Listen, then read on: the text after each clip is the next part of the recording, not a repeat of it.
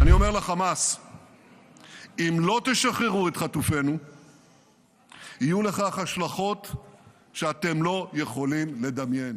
በአንድ በኩል የእስራኤሉ ጠቅላይ ሚኒስትር ቤንያሚን ኔታንያሁ ሐማስ ቀሪ ታጋቾችን በአፋጣኝ ካለቀቀ ከስካሁኑ የከፋ እርምጃ እንደሚወስዱ ሲዝቱ፣ በዛኛው ጽንፍ ደግሞ ቤት ንብረቶቻቸውንና የቅርብ ሰዎቻቸውን ላለማጣት ከስደትና ከምግብ እጦት ጋር የሚታገሉ ጋዛውያን በፈተና ውስጥም ቢሆን ከፍርስራሹ መንደራቸው ላለመውጣት ይጥራሉ። የጦርነቱ ማብቂያ ተብሎ ተስፋ በተጣለበት በዚህ ወቅት በተደጋጋሚ የሚነሳው ርዕሰ ጉዳይ ደግሞ ሐማስና የእስራኤል ፓርላማ ክነሴት የሚያሳልፏቸው ውሳኔዎች ሆነዋል። የእስራኤልና የሐማስ ጦርነት ከተጀመረበት መስከረም 26 2016 ወዲህ ፍልስጤማውያን ከ1948ቱ መቅሰፍት ናክባ በኋላ የመጀመሪያውን አስፈሪ እልቂት አስተናግደዋል። ከፍተኛ የፖለቲካዊ ቀውስንም አስከትሏል። ጦርነቱ ከመካከለኛ ምስራቅ ቀጠና ተሻግሮ የዓለምን የፖለቲካ ሚዛን ያዛባ ሲሆን በኳታር፣ ግብጽና አሜሪካ አሸማጋይነት የተኩስ አቁም ስምምነት መደረሱ ግን ተስፋን የጫረ ነበር። በሶስት ዙር በተስማሙ ስምምነት የመጀመሪያው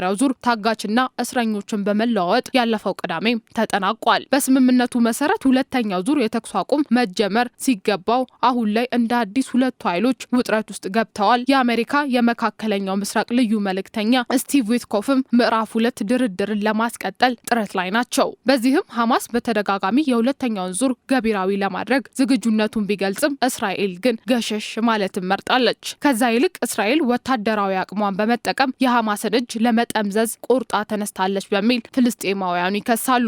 ባለፉት ቀናት ምንም አይነት የሰብአዊ ድጋፍ ወደ ጋዛ ምድር እንዳይገባ ማገዷ የኔታንያሁ ቀሪ ታጋቾችን ሐማስ ልቀቅ፣ ያ ካልሆነ ግን አጸፋዊ የከፋ ነው ዛቻ የዚህ ማሳያ ነው። የኔታንያሁን ማስጠንቀቂያ ተከትሎ ሐማስ የሰጠው ቀጥተኛ ምላሽ ባይኖርም ጋዛውያኑ በብርቱ እንደሚቆሙና የኔታንያሁን ጋዛን የመንጠቅና የመግዛት ፍላጎት ዳግም እንደሚከሽፍ እየተናገሩ ይገኛሉ። በጋዛ በሚገኝ ዩኒቨርሲቲ ውስጥ አፕላይድ ሳይንስ መምህሯና በእስራኤል ጥቃት ከጋዛ ከተፈናቀሉ መካከል አንዷ ፋራህ ዛይና የኔታንያሁ ጋዛን የግሉ የማድረግ ህልም የማይሳካ ነው ባይናት። በመፈንቅለ መንግስት ውስጥ በቤት እጦትና በረሃብ እንኳ የፍልስጤማውያን ጥንካሬ የማይናወጥና ብርቱ ነው ትላለች። ከጥቅምት 7 2023 እስከ ጥር 2025 ባሉት ጊዜያት ኔታንያሁ ከ1.9 ሚሊዮን በላይ ፍልስጤማውያንን አፈናቅሏል። ሊኮራ ይገባል። በዚህ ድርጊቱ ትንሽ ጊዜያት ውስጥ ብዙዎችን በማፈናቀል ጊኒየስ ቡክ ኦፍ ወርልድ ሬከርድስ ላይ ሊመዘገብ ይገባል ስትል የሽሙጥ መልእክቷን አስተላልፋለች።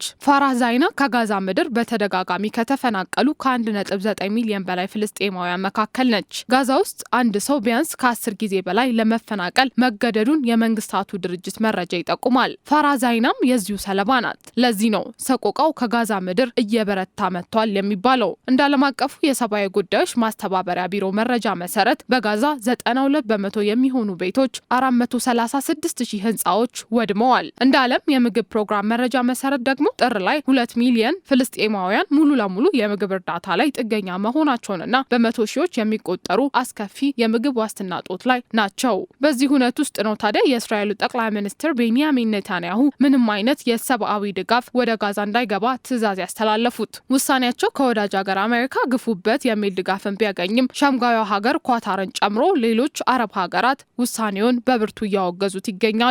የእስራኤል ውሳኔም ፍልስጤማውያንን ከዚህ ለከፋ ረሃብና ችግር እንዳይዳርጋቸውም ተሰግቷል። ወትሮ በረመዳን ጾም ወቅት በሃይማኖታዊ ስፍራና በሞቀ ቤቶቻቸው የሚያሳልፉ ፍልስጤማውያን በጦርነቱ ሳቢያ ለሁለተኛ ጊዜ ፍርስራሽ በተሞላባቸው ሜዳዎች ላይ ያላቸውን ጥቂት ምግብ ለመቋደስ ተገደዋል።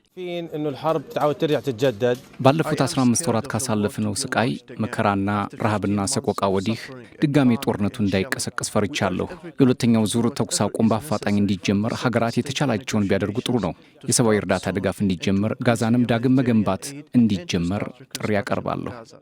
ዩሱፍ አልማሃ እስራኤል በተኩስ አቁም ስምምነቱ ከለቀቀቻቸው ፍልስጤማውያን መካከል ነው። ቀድሞ በሚኖርበት አካባቢ እስራኤል በፈጸመችው ጥቃት 25 የቤተሰብ አባላቱን በሞት ተነጥቋል። በህይወት መትረፍ ከቻሉ ጥቂት የቤተሰቡ አባላት ጋር የዘንድሮውን ረመዳን እያሳለፈም ይገኛል። ከቤተሰቡ ጋር ዳግም መገናኘቱና ማዕድ መቋደሱ ቢያስደስተውም ቀድሞ በቤተሰብ ሙልት ይል የነበረው ጠረጴዛ አሁን ባዶውን ሜዳ ላይ መቅረቱን በሀዘን ስሜት ይናገራል።